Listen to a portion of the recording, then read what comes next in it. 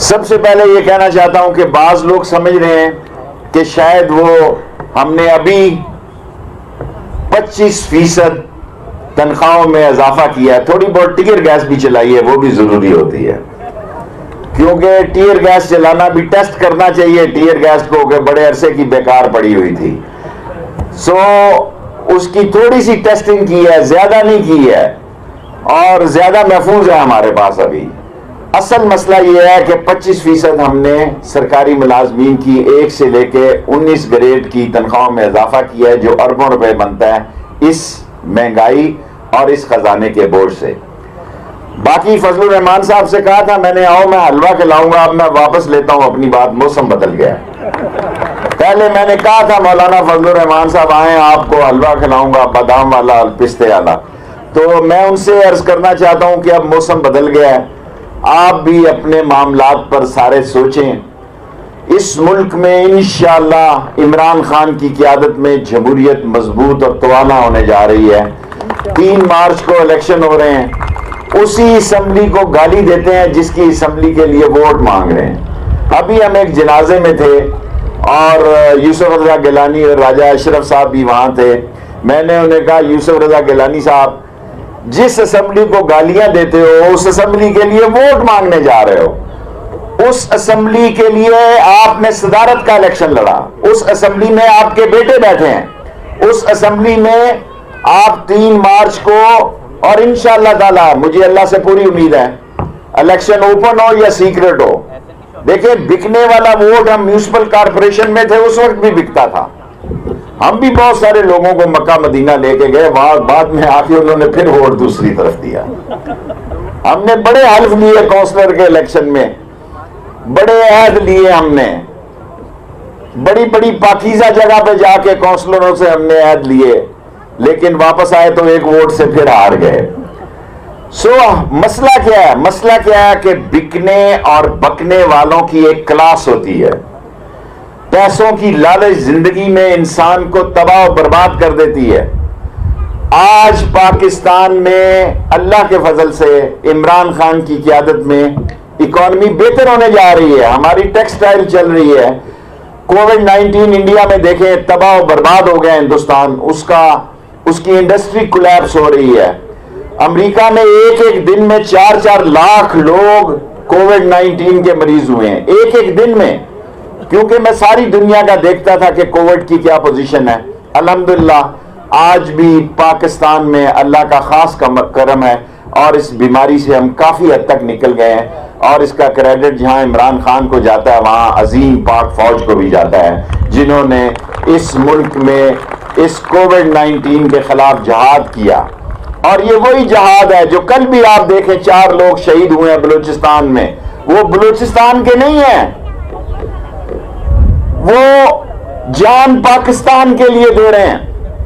जो लोग फौज को गाली देते हैं उनकी जुबान गुद्दी से खींच लेनी चाहिए कि अजीम सबूत जो जान हथेली पे रख के आपके लिए दहशतगर्दी खत्म की, आज हम यहां जलसा कर रहे हैं। हालांकि जो निसार साहब के जमाने में जैमर गाड़ी भी है, मैं कहता हूं नहीं, ये पाक फौज की कुर्बानियों का नतीजा है कि बगैर जामर के भी आज वजीर दाखिला आपसे खिताब कर रहा है।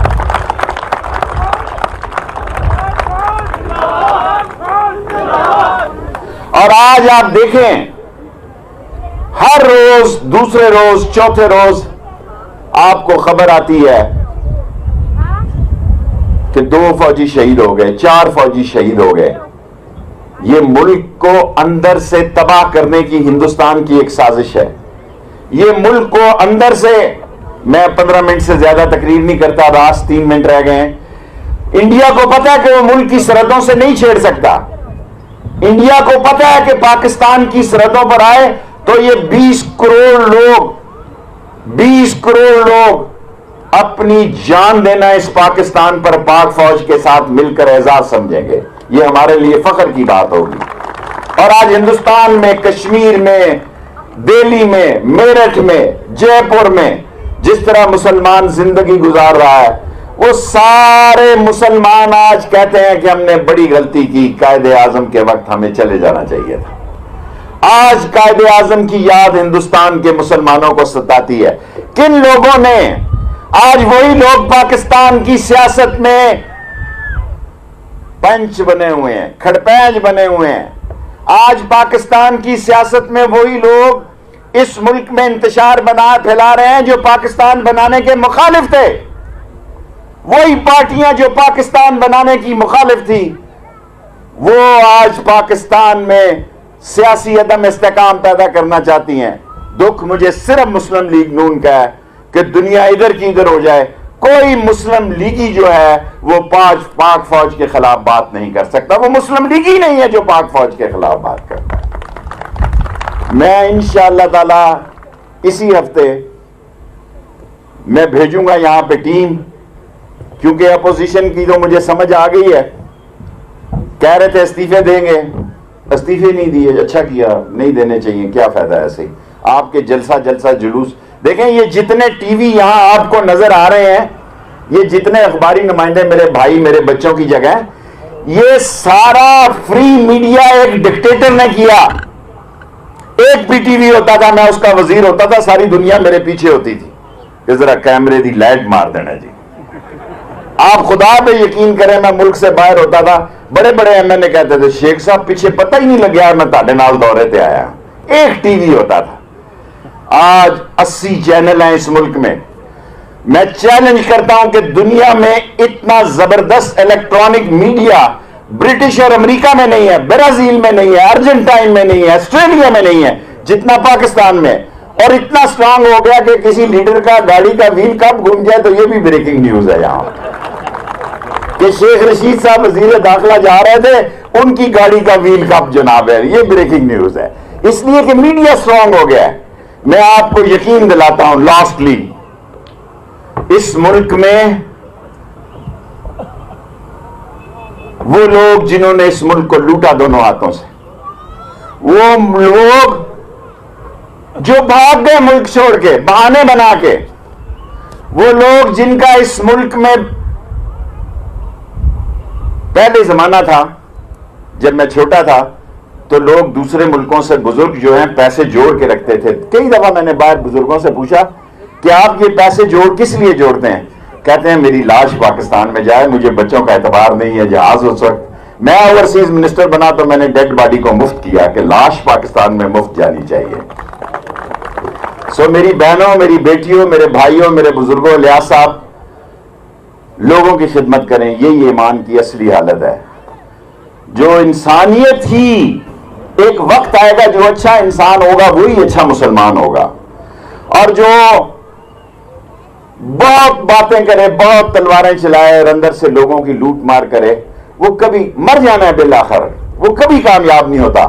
और मैं आपको यकीन दिलाता हूं, तमाम पीडीएमए को यहां से बताना चाहता हूं कि अगर आप कानून के दायरे में यहां लॉन्ग मार्च में आए तो आपके लिए कोई मसला नहीं होगा, आपके लिए कोई रुकावट नहीं होगी। जिस तरह इलेक्शन कमीशन के सामने हमने आपको खुली छुट्टी दी, हालांकि 10 दिनों के बाद रोजे शुरू हो जाएंगे, इस पर भी आप सोचें, ये ना हो आपको रोजा रखवाना पड़े यहां पे और रोजेदारों को रोजा रखवाना पड़े। अगर आपने कानून के दायरे में, कानून के एहतराम में इस्लामाबाद में आना है तो 10 मरतबा आओ, क्योंकि आपने वापस जाना है। आप में इतनी सकत नहीं है। मैं अपनी सियासी जिंदगी में, अभी जो मैंने किताब लिखी, मुझे पता नहीं था कि उसका 5वां एडिशन भी छप जाएगा। किताब लिखने के भी बड़े पैसे मिलते हैं, शेख हूं, अब मैंने ये काम समझ आ गई। सो मैं उसमें ये लिखूंगा कि मैंने जिंदगी में सबसे मुश्किल काम जो किया है, 126 दिन का जो धरना दिया, बहुत मुश्किल काम है और महंगा काम है। मैं पीडीएम के लोगों से कहता हूं, मेरी बात आसिफ जरदारी को समझ आ गई हुई है, बिलावल भी समझता है, दिल से मेरी बात को समझता है, वो मेरे दिल के करीब है और मेरी दिल की बात समझता है। उसको पता है कि शेख रशीद सही कह रहा है। बिल आखिर इन्होंने पीपल्स पार्टी की बात माननी है, देर से मांगे माने, सवेर से मंगाए माने। आखिरी बात यहां कह के इजाजत चाहता हूं, अगर आप कानून और आइन के दायरे में आएंगे तो आपके लिए सद एहतराम है, और अगर आप कानून, लॉ एंड ऑर्डर को के दायरे से बाहर निकलेंगे तो इस्लामाबाद जो है फिर इस्लामाबाद होगा। फिर ना कहना किसी ने कहा नहीं था, फिर ना कहना किसी ने बताया नहीं था। मैं सारे मीडिया के सामने कहना चाहता हूं उसी शेर पे कि आप